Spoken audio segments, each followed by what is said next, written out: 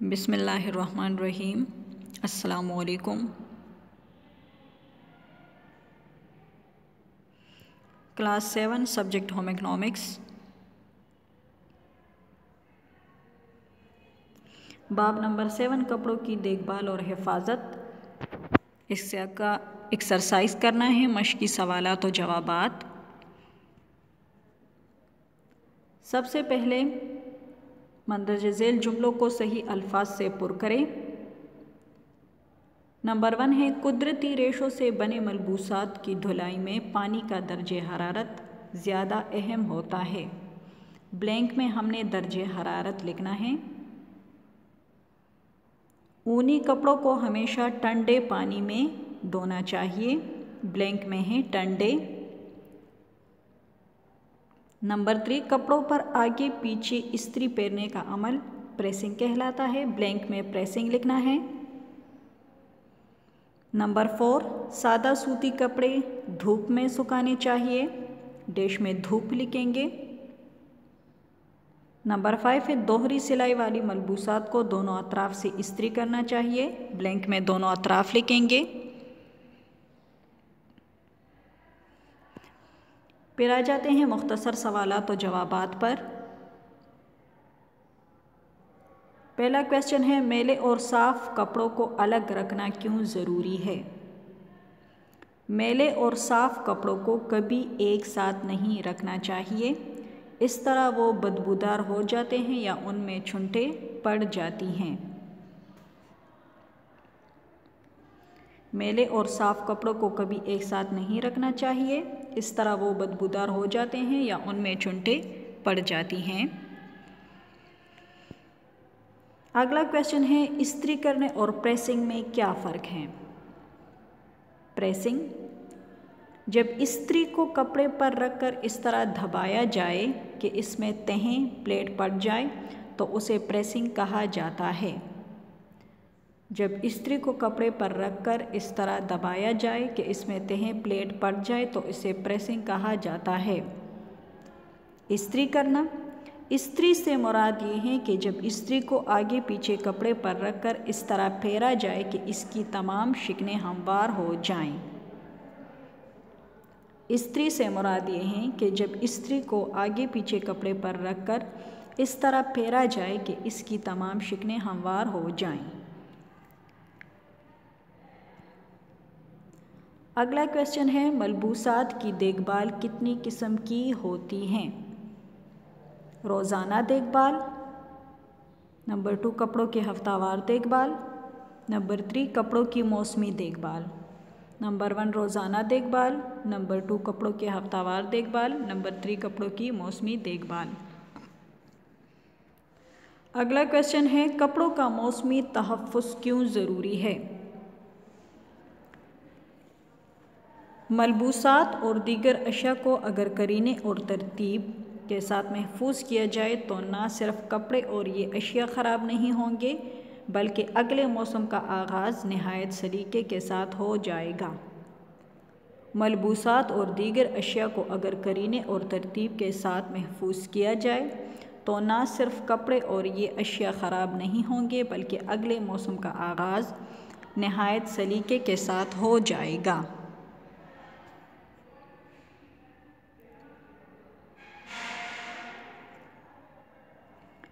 फिर हैं तफसीली सवालात और जवाबात।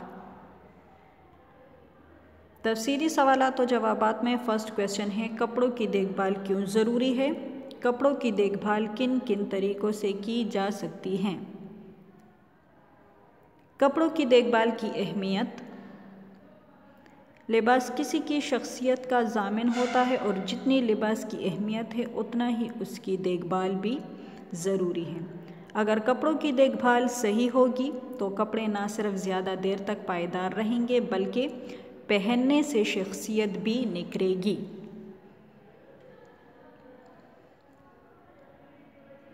कपड़ों की रोज़ाना देखभाल। कपड़ों की रोज़ाना देखभाल में उनको मुनासिब तरीके से पहनना, पहनने के दौरान उतारने के बाद उनका ख़याल रखना शामिल है। रोज़ाना पहनने वाले कपड़ों का इंतखाब पहले ही कर लेना चाहिए। पहनने से पहले ही बटन, हुक, ज़िप वगैरह खोल लेने चाहिए। लिबास पहनने से पहले ही मेकअप नहीं करना चाहिए। बसूरत दीगर पहनते वक्त लिबास को चेहरे से दूर रखना चाहिए। कंघी करने के बाद बाल और खुश्की ज़रूर झाड़नी चाहिए।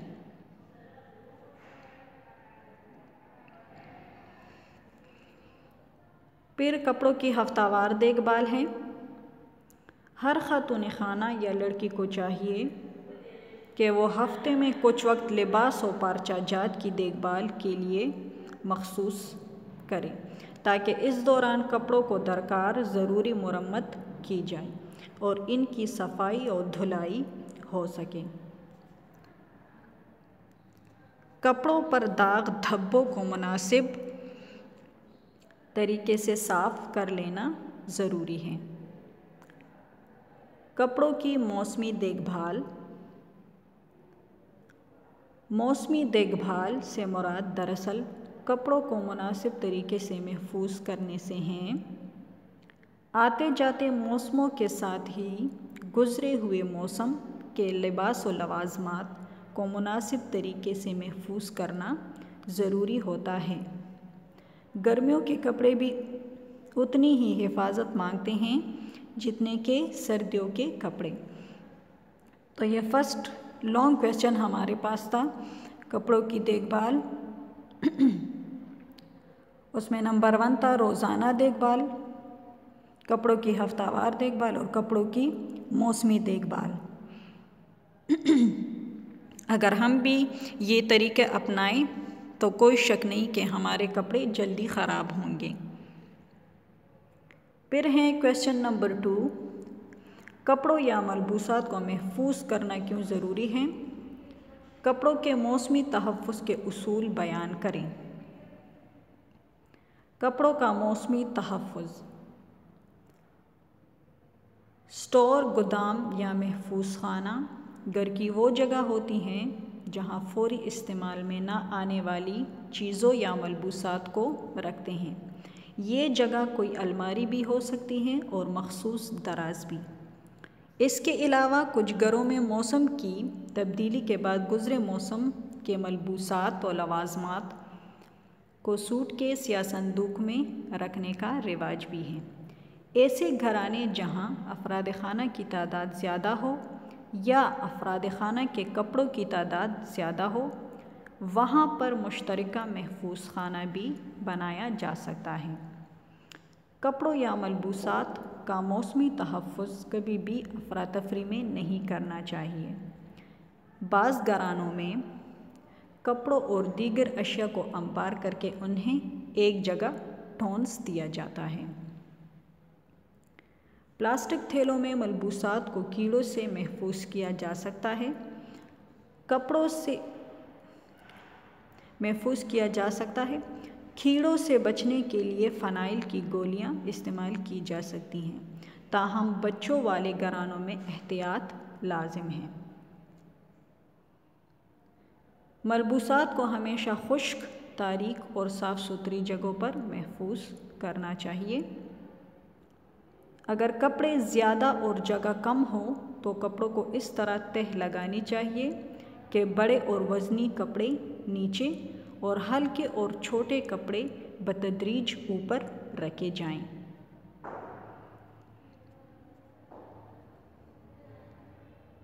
अगर कपड़े दराज़ों में रखने हों तो मुख्तलिफ़ कपड़ों की अलग अलग ग्रोहबंदी करके उन्हें अलग अलग दराज़ों में रखना चाहिए।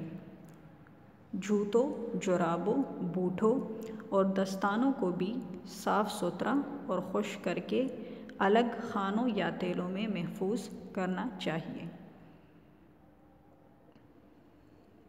डियर स्टूडेंट्स, आज हमने चैप्टर नंबर 7 उसके एक्सरसाइज में फिल इन द ब्लैंक्स, मुख्तसर सवालात और जवाबात और तफसीली सवालात और जवाबात हमने उसके एक्सरसाइज किए हैं। आप अपने साथ कॉपी में नोट करें और कोशिश करें कि आप छुट्टियों में जो हैं तो थोड़ा थोड़ा करके आप याद भी कर लें। डियर स्टूडेंट्स, हमारी क्लास यहाँ पर ख़त्म होती है। अल्लाह हाफिज़।